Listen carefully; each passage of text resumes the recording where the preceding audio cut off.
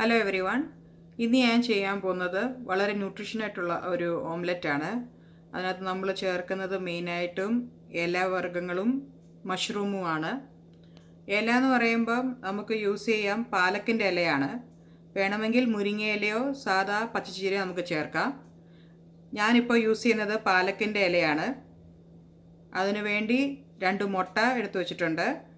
Mushroom 3 എണ്ണം കുഞ്ഞിതായി അരിഞ്ഞു വെച്ചിട്ടുണ്ട്. പാലക്കിൻ്റെ ഒരു 3-4 ഇല എടുത്ത് അരിഞ്ഞു വെച്ചിട്ടുണ്ട്. ഒരു ടൊമാറ്റോയുടെ പകുതി അരിഞ്ഞു വെച്ചിട്ടുണ്ട്. ഒരു വറ്റൽമുളക് ചതച്ച് വെച്ചിട്ടുണ്ട്. പിന്നെ ആവശ്യത്തിനുള്ള ഉപ്പും. ഇനി നമുക്കിത് എങ്ങനെ ഉണ്ടാക്കുന്നതെന്ന് നോക്കാം. ആദ്യമായിട്ട്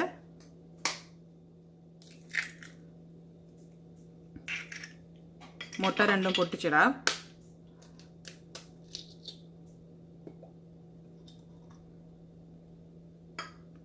അതിൻ്റെ കൂടെ നമുക്ക് ഇല ചേർക്കാം.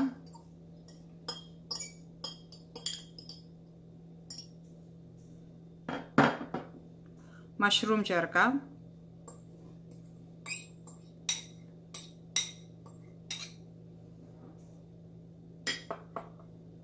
ടൊമാറ്റോ ചേർക്കാം.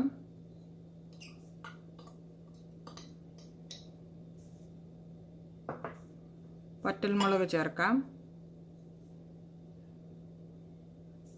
ഞാൻ ഇവിടെ പച്ചമുളക് എടുത്തിട്ടില്ല, അതിന് പകരമാണ് വറ്റൽമുളക് എടുത്തേക്കുന്നത്. പച്ചമുളക് ഇഷ്ടമുള്ളവർക്ക് അതും ചേർക്കാം. ആവശ്യത്തിന് ഉപ്പ് ചേർക്കാം. എന്നിട്ട് ഇതെല്ലാം ചേർത്ത് നന്നായിട്ട് മിക്സ് ചെയ്യണം. ഒരു ഫോർക്ക് വെച്ചോ സ്പൂൺ വെച്ചോ ചെയ്യാം.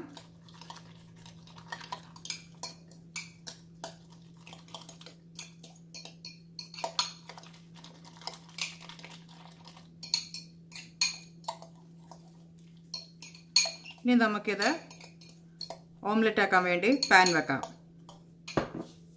അതിനകത്ത് ഇച്ചിരി എണ്ണ ഒഴിച്ച് എല്ലാ സൈഡിലേക്കും പരത്തി വെച്ചിട്ടുണ്ട്. ഇനി നമുക്കതിലേക്ക് മുട്ട ഒഴിക്കാം. മുട്ടയുടെ കൂട്ട് നന്നായിട്ട് ഒഴിച്ച്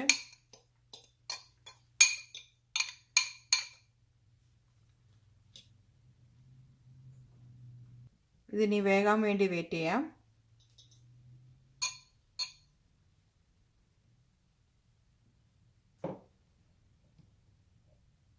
ഇപ്പോൾ ഓംലെറ്റ് ഏകദേശം ആയി വരുന്നുണ്ട്. ഈ കളർഫുള്ളായ ഓംലെറ്റ് കുഞ്ഞുങ്ങൾക്ക് കൊടുക്കാൻ വളരെ നല്ലതാണ്. വളരെ ന്യൂട്രീഷൻ ഉള്ളതാണ്. വ്യത്യസ്തമായ രുചിയിൽ അവർക്ക് ഇഷ്ടപ്പെടും.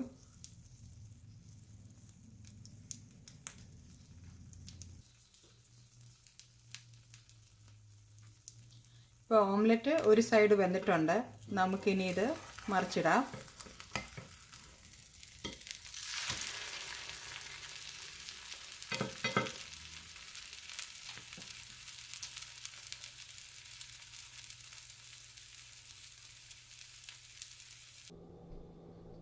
അങ്ങനെ മഷ്റൂമും പാലക്കും ഇട്ട ഓംലെറ്റ് റെഡി ആയിട്ടുണ്ട്. ഇത് ഏറ്റവും നല്ലത് കുഞ്ഞുങ്ങൾക്കാണ്. വെജിറ്റബിൾസ് കഴിക്കാൻ ബുദ്ധിമുട്ടുള്ള കുഞ്ഞുങ്ങൾക്ക് ഇങ്ങനെ ഇട്ട് കൊടുത്താൽ അവർ അറിയാതെ കഴിച്ചു പോകും. വളരെ എരിയും കുറവുള്ളതാണ്. ഇത് നമുക്ക് ബ്രെഡിനകത്ത് സാൻഡ്വിച്ചായോ ഇല്ലെങ്കിൽ ചപ്പാത്തിക്കകത്ത് സ്റ്റഫ് ചെയ്തോ ഇല്ലെങ്കിൽ ചോറിൻ്റെ കൂടെയോ കഴിക്കാവുന്നതാണ്. എല്ലാവരും ട്രൈ ചെയ്ത് നോക്കണം. ഇങ്ങനെ വ്യത്യസ്തമായ ഈ ഓംലെറ്റ് എല്ലാവർക്കും ഇഷ്ടപ്പെടുമെന്ന് വിചാരിക്കുന്നു. Thank you.